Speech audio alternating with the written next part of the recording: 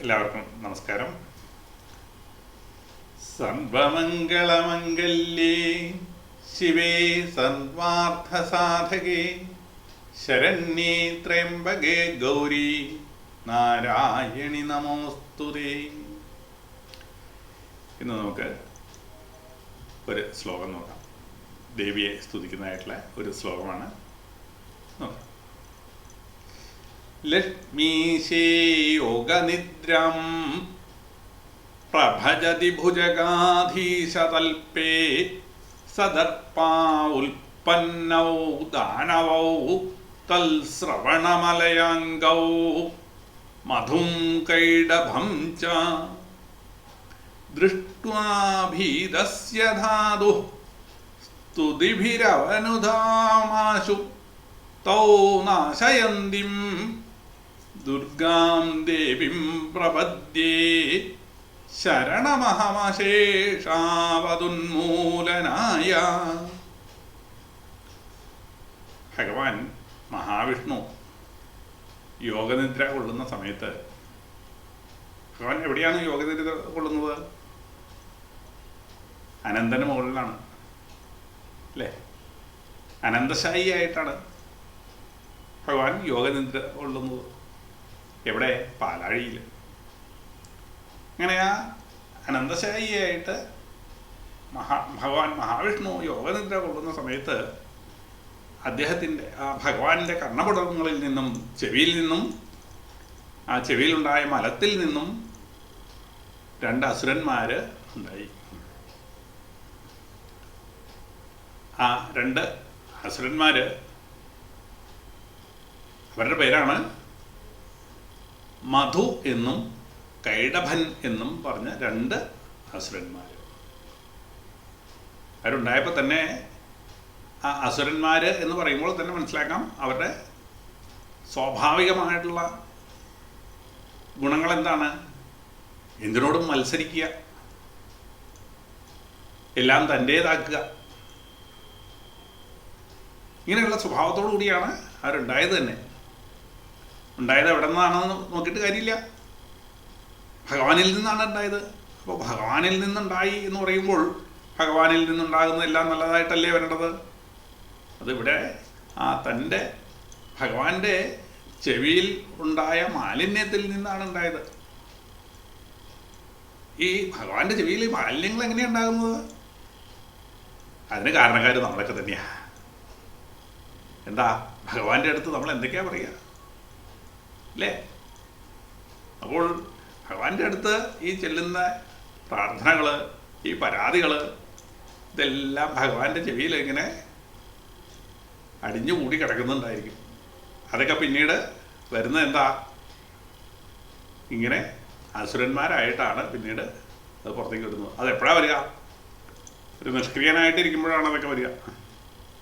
ഇപ്പോൾ ഈ തന്നെ ഭജിക്കുന്ന ഭക്തന്മാരുടെ ആ കൽമഷം, ആ ദുഃഖങ്ങളെല്ലാം ദേവി തൻ്റെ തൃപ്പാദങ്ങളിൽ ഏറ്റുവാങ്ങി.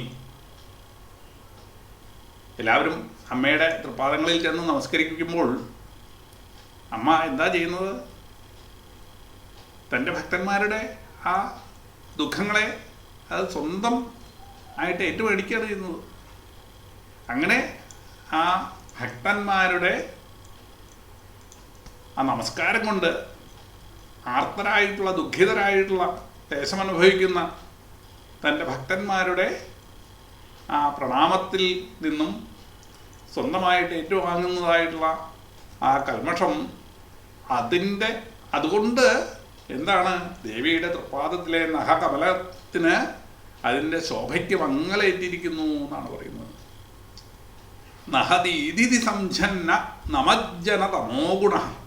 നമിക്കുന്ന ജനങ്ങളുടെ തമോ ഗുണം തൻ്റെ ദേവിയുടെ തൃപ്പാദങ്ങളിൽ ഏറ്റിട്ട് ആ ദേവിയുടെ തൃപ്പാദകമലത്തിലെ നഖങ്ങൾക്ക് അതിൻ്റെ ശോഭയ്ക്ക് മങ്ങലേറ്റിരിക്കുന്നു എന്നാണ് പറയുന്നത്. അതുപോലെ ഭക്തന്മാരുടെ ഈ പരാതികളെല്ലാം ഭഗവാന്റെ കർണപുടങ്ങളിൽ ചെന്ന് അവിടെ അത് മാലിന്യമായിട്ട് അടിഞ്ഞുകൂടി അതിൽ നിന്നും ആസുരിക ഭാവത്തിലുള്ള രണ്ട് അസുരന്മാർ ഉണ്ടായി. മധു എന്നും കൈടഭൻ എന്നും. അത് പേര് പോലെ തന്നെയാണ്. നമ്മൾ നല്ല പുകഴ്ത്തിയും ഭംഗിയായിട്ടുമൊക്കെ പറയും, നല്ല മധുരമായിട്ടൊക്കെ പറയും. പിന്നെ എന്താ, നമ്മളൊട്ടും മോശമല്ല എന്നുള്ള രീതിയിലൊക്കെ പറയും.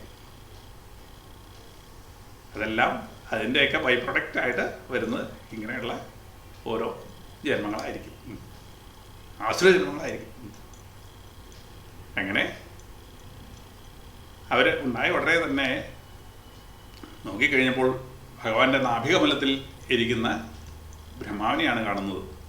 നാഭികമലത്തിൽ നിന്നുണ്ടായതായിട്ടുള്ള താമര ഇരിക്കുന്നതായിട്ടുള്ള ബ്രഹ്മാവിനെ കാണുന്നു. ഉടനെ ആദ്യമേ പറഞ്ഞല്ലോ, അസുരന്മാരുടെ സ്വാഭാവിക ഗുണം എന്താ? എല്ലാവരോടും മത്സരിക്കുക, എല്ലാവരെയും തോൽപ്പിക്കുക, തന്നെ കഴിഞ്ഞ് വേറെ ആരും ഇല്ല എന്ന് അഹങ്കരിക്കുക. ഇതൊക്കെ തന്നെയല്ലേ ബ്രഹ്മാവുമായിട്ട് യുദ്ധം ചെയ്യണം. ബ്രഹ്മാവിനെ യുദ്ധം ചെയ്താൽ മാത്രം പോരാ, ബ്രഹ്മാവിനെ ഇല്ലാതെയാക്കണം. പേടിച്ചു. ആര്? ബ്രഹ്മാവ് നല്ലപോലെ പേടിച്ചു. അവരെ കണ്ടപ്പോൾ തന്നെ ഭയം ജനിപ്പിക്കുന്നതാണ്. ദേവന്മാർക്ക് പോലും ഭയത്തെ ഉണ്ടാക്കുന്ന രൂപമായിരിക്കും, അല്ലെങ്കിൽ പ്രവൃത്തിയായിരിക്കും ഈ ആസുരഭാവം വളർന്നു കഴിഞ്ഞാൽ ഉണ്ടാകുക. അതെല്ലാവരുടെയും ഉള്ളിലുണ്ടെന്നാണ്. കാമക്രോധാദി ഷഡ്വൈരികൾ എല്ലാവരുടെയും ഉള്ളിലുണ്ട്. ദേവന്മാരുടെ ഉള്ളിൽ ആണെങ്കിൽ പോലും അതിൽ നിന്നും ഉണ്ടാകുന്നതായിട്ടുള്ള ഭാവങ്ങൾ ആണ് ആസുരഭാവത്തിലേക്ക് വരുന്നത് എന്നാണ്. ബ്രഹ്മാവ് പേടിച്ചു കഴിഞ്ഞപ്പോൾ അവിടെ ആശ്രയിക്കാനുള്ളത് ആരാ? ഭഗവാനെ തന്നെയാണ് ആശ്രയിക്കാനുള്ളത്, മഹാവിഷ്ണുവിനെ തന്നെയാണ് ആശ്രയിക്കാനുള്ളത്. സ്തുതിച്ചു, പ്രാർത്ഥിച്ചു, ഈ വിഷമഘട്ടത്തിൽ നിന്ന് ഒന്ന് രക്ഷിക്കണേന്ന് പ്രാർത്ഥിച്ചു. പ്രാർത്ഥിച്ചു വെച്ച് നോക്കി കഴിയുമ്പോഴാണ് ഭഗവാൻ അവിടെ നിദ്രയിലാണ്. അപ്പോൾ മനസ്സിലായി, ഈ നിദ്രയ്ക്ക് ആരാ കാരണം? യോഗമായാദേവിയാണ് അല്ലേ? കാലാഖ്യശക്തി, കാലമാകുന്ന ആ യോഗമായാദേവി ആണ് ഈ ഉറക്കത്തിന്, ഭഗവാന്റെ ഉറക്കത്തിന് സാക്ഷിയായിട്ടിരിക്കുന്നത് എന്ന് മനസ്സിലാക്കി ആ യോഗമായാദേവിയെ പ്രാർത്ഥിച്ചു. അമ്മേ, അവിടുന്ന് തന്നെയല്ലേ സൃഷ്ടിസ്ഥിതി സംഹാരങ്ങൾക്കെല്ലാം കാരണഭൂതിയായിട്ട് ഏതാപത്തുകളിലും എല്ലാവരെയും എപ്പോഴും രക്ഷിച്ചുകൊണ്ടിരിക്കുന്നത് അമ്മ തന്നെയല്ലേ? ആ അമ്മയുടെ അനുഗ്രഹം ഇല്ലെന്നുണ്ടെങ്കിൽ മറ്റാർക്ക് എന്താണ് സാധിക്കുക? വിദ്യയായിട്ടും അവിദ്യയായിട്ടും പ്രളയമായിട്ടും എല്ലാം ആ അമ്മയുടെ ഓരോരോ ഭാവങ്ങളല്ലേ പ്രകടമാകുന്നത്. അതുകൊണ്ട് ഈ ഒരു ധർമ്മസങ്കടത്തിൽ നിന്നും എന്നെ ഒന്ന് രക്ഷിക്കാനായിട്ട് അമ്മ മനസ്സിരുത്തി ആ ഭഗവാനെ ആ ഉറക്കത്തിൽ നിന്ന് ഒന്ന് ഉണർത്തണേ എന്ന് പ്രാർത്ഥിച്ചു. അങ്ങനെ ബ്രഹ്മാവിൻ്റെ ആ സ്തുതി കേട്ട് യോഗമായാദേവി ഭഗവാന്റെ കണ്ണുകളിൽ നിന്നും ആ ഉറക്കത്തിൻ്റെ അവസ്ഥ മാറ്റി ഉണർന്നു. ഭഗവാൻ ഉണർന്നു നോക്കിക്കഴിയുമ്പോൾ എന്താ, പേടിച്ച് വിറച്ച് ബ്രഹ്മാവിരിക്കുന്നു. അതിൻ്റെ അടുത്ത് രണ്ട് ഘോരരൂപികളായിട്ടുള്ള അസുരന്മാരും ഇരിക്കുന്നു.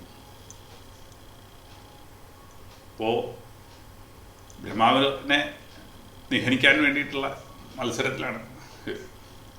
അങ്ങനെ ഭഗവാൻ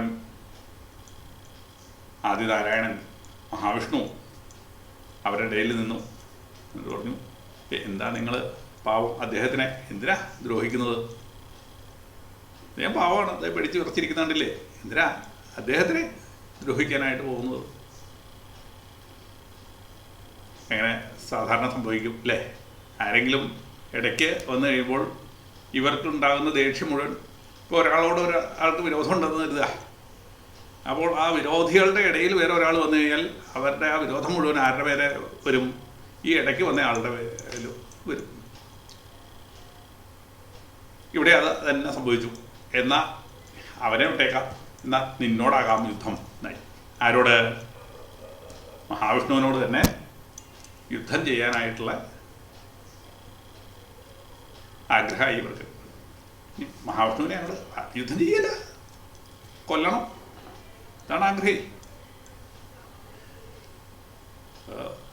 കുറേ കാലം രണ്ടുപേരും യുദ്ധം ചെയ്തു.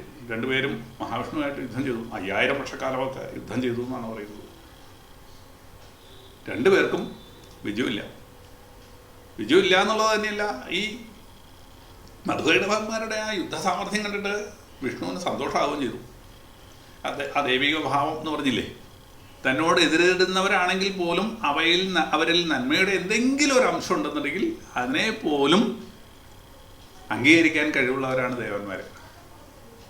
അവർക്ക് വിജയം എന്നുള്ളതല്ല പ്രാധാന്യം. നന്മ എവിടെയുണ്ടോ ആ നന്മയെ കാണുന്നതാണ് ദൈവിക ഭാവം.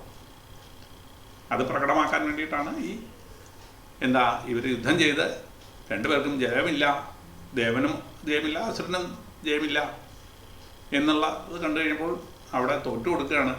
മഹാവിഷ്ണു തോറ്റു കൊടുത്തു എന്ന് പറഞ്ഞു. നിങ്ങളുടെ യുദ്ധം കെങ്കേമം അതിഗംഭീരം, ഞാനതിൽ വളരെയധികം ഇത് കണ്ട് നിങ്ങളുമായിട്ട് യുദ്ധം ചെയ്യാൻ സാധിച്ചു എന്നുള്ളതിൽ തന്നെ ഞാൻ അതീവ സന്തുഷ്ടനായി തീർന്നിരിക്കുകയാണ്. അതുകൊണ്ട് ഒരു കാര്യം ചെയ്യുക, എന്ത് വേണമെങ്കിലും ചോദിച്ചോളൂ. ഇങ്ങനെ എന്ത് ചോദിച്ചാലും ഞാനത് നിങ്ങൾക്ക് വരമായിട്ട് തരാം. ആരോടാ പറയുന്നത്? അസുരന്മാരോടാ പറയുന്നത്. അത് കേട്ട് കഴിഞ്ഞാൽ എന്തെങ്കിലും കാര്യമുണ്ടോ? അവര് എന്ത് മണ്ടത്തരമാണ് ഈ പറയുന്നത്. ഈ യുദ്ധം ചെയ്ത് ഇത്രയും നാളും യുദ്ധം ചെയ്തിട്ട് ഞങ്ങളെ തോൽപ്പിക്കാൻ കഴിയില്ല എന്ന് മനസ്സിലാക്കി കഴിഞ്ഞപ്പോൾ തൻ്റെ പരാജയം ഏറ്റുവാങ്ങാൻ കഴിയാതെ ശരിക്കും നിങ്ങൾ തോറ്റ് നിൽക്കുകയാണ്. പരാജിതരായവരിൽ നിന്ന് എന്ത് മേടിക്കാനാ? പരാജിതരായെന്ന് പറഞ്ഞു കഴിഞ്ഞാൽ അവനുള്ളതെല്ലാം നമ്മുടെ തന്നെയാണ്, പിന്നെ എന്ത് തരാനാ എന്ന് ചോദിച്ചു. ഇനിയിപ്പോൾ തരണം എന്നുണ്ടെങ്കിൽ ഞങ്ങളാണ് തരേണ്ടത്. ആര്? ഞങ്ങൾ വേണമെങ്കിൽ നിങ്ങൾക്ക് തരാം. അതായത് അസുരന്മാർ ഭഗവാന് വേണമെങ്കിൽ എന്തെങ്കിലും തരാം. അത് മേടിച്ചിട്ട് മിണ്ടാതെ വേഗം ഇവിടുന്ന് സ്ഥലം വിട്ടോളൂ എന്ന്. ഓ ശരി, സാത്വിക ഭാവം, അവിടെയും സാത്വിക ഭാവമാണ്. എന്താ കഴിവില്ല? ശരി, കഴിവില്ല, സമ്മതിച്ചു കൊടുത്തു. എന്നാ ആയിക്കോട്ടെ, എന്നാ ആ വരം എനിക്ക് എന്തെങ്കിലും ഒരു വരം തന്നു കഴിഞ്ഞാൽ ഞാനത് സന്തോഷത്തോടു കൂടി സ്വീകരിച്ചോളാം. എന്താ വരം വേണ്ടതെന്ന് ചോദിച്ചു. അനുഗ്രഹം നമ്മൾ കൊടുക്കല്ലേ, അസുരന്മാർ ദേവന് കൊടുക്കുകയാണ്, വരം കൊടുക്കുകയാണ്. അപ്പോൾ പറഞ്ഞു, അപ്പോൾ എനിക്ക് ഒരൊറ്റ വരം മാത്രമേ ഇവിടെ ആവശ്യമുള്ളൂ. എന്താ? എന്നെക്കൊണ്ട്, അത് നിങ്ങളുടെ അന്ത്യം എന്നുള്ളത്, നിങ്ങളുടെ നാശം എന്നുള്ളത് എന്നെക്കൊണ്ട് സാധിക്കണം. മനസ്സിലായോ എന്താണ്? അതാണ് ബുദ്ധി. ആസുരഭാവത്തിന് എപ്പോഴും ബുദ്ധി വേണ്ട രീതിയിൽ പ്രവർത്തിക്കില്ല, വിവേകം പ്രവർത്തിക്കില്ല. വിവേകം ഉണ്ടാകണമെങ്കിൽ ഈശ്വരൻ്റെ അല്ലെങ്കിൽ ഈശ്വരീയ ഭാവത്തിലേക്ക് ഉയരണം. ആസുരഭാവത്തിൽ നിന്ന് കഴിയുമ്പോൾ കാമക്രോധ ലോഭ മോഹ മത മത്സര്യാദി ആ വികാരങ്ങൾക്ക് അടിമപ്പെട്ടിട്ട് അവൻ്റെ ബുദ്ധി തന്നെ നേരെ വണ്ണം പ്രവർത്തിക്കില്ല, വിവേകം ഒട്ടും ഉദിക്കില്ല. ഇവിടെ വിവേകത്തോടുകൂടി ഭഗവാൻ അവരോട് പറഞ്ഞു, എൻ്റെ കൈ കൊണ്ട് തന്നെ നിങ്ങളുടെ നാശം ഉണ്ടാകാൻ ആയിട്ട് നിങ്ങൾ അനുഗ്രഹിക്കണം. അപ്പോഴാണ് മനസ്സിലായത് ഇത് പെട്ടുപോയല്ലോ എന്ന് വിചാരിച്ചു.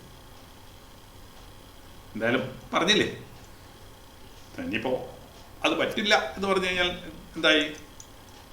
ഇവിടെ തന്നെ ഈഗോ, ഞാനെന്നുള്ള ആ ഭാവം അത് കുറയില്ലേ?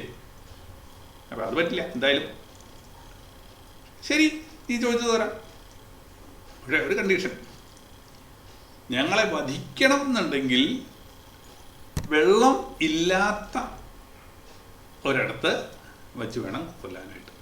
അല്ലെങ്കിൽ ഞങ്ങൾക്ക് നാശം സംഭവിക്കണം എന്നുണ്ടെങ്കിൽ വെള്ളമില്ലാത്ത ഒരിടത്ത് വെച്ച് വേണം സംഭവിക്കാൻ. അവർ വിചാരിച്ചു, കാരണം സർവത്ര വെള്ളമാണ് അല്ലേ, ആ വെള്ളത്തിൻ്റെ എവിടെ നോക്കിയാലും വെള്ളമാണ്, അപ്പം അതുകൊണ്ട് വെള്ളമില്ലാത്തവരിടം ഉണ്ടാകുകയില്ല എന്ന് വിചാരിച്ചു. വിഷ്ണു വേഗം തന്നെ തൻ്റെ ആ വിശ്വരൂപം എടുത്തു. വിശ്വരൂപം എടുത്തിട്ട് ഈ ദാനവന്മാരെ, അസുരന്മാരെ തൻ്റെ തൊടയിൽ കിടത്തി തൻ്റെ സുദർശനചക്രം കൊണ്ട് ആ അസുരന്മാരെ ഹനിച്ചു. അങ്ങനെ ബ്രഹ്മാവിന് ആ അനുഗ്രഹത്തെ, അല്ലെങ്കിൽ തൻ്റെ ആപത്ത് കാലത്ത് ഒരു അനുഗ്രഹത്തെ കൊടുത്തു. ആ ഭയത്തിൽ നിന്നും മുക്തനാക്കി. ഇങ്ങനെ ആ ഭയത്തിൽ നിന്നും മുക്തനാക്കാനായിട്ട് ബ്രഹ്മാവിനെ, അല്ലെങ്കിൽ മഹാവിഷ്ണുവിനെ ആ യോഗനിദ്രയിൽ നിന്നും ഉണർത്തി വിദ്യാകാരിണിയായി, മായാകാരിണിയായി, എല്ലാ ശക്തികളുടെയും വിളനിലമായി പ്രകാശിച്ച ആ പരാശക്തി എല്ലാവിധ ഭാവങ്ങളുടെയും എല്ലാവിധത്തിലുള്ള ദുഃഖങ്ങളുടെയും നാശത്തിനായിക്കൊണ്ട്, എപ്പോഴും അനുഗ്രഹത്തിനായിക്കൊണ്ട് അമ്മയുടെ ആ തൃപ്പാദങ്ങളെ ഞാനിതാ പ്രണമിക്കുന്നു. ദുർഗാദേവീം പ്രപദ്യേ. എല്ലാ ദുഃഖങ്ങളിൽ നിന്നും സംരക്ഷിക്കുന്നതായിട്ടുള്ള ആ ദുർഗാദേവിയെ ഞാനിതാ നമസ്കരിക്കുന്നു, പ്രണമിക്കുന്നു. എന്തിനായിക്കൊണ്ട്? ശരണമഹമശേഷാവതുന്മൂലനായ.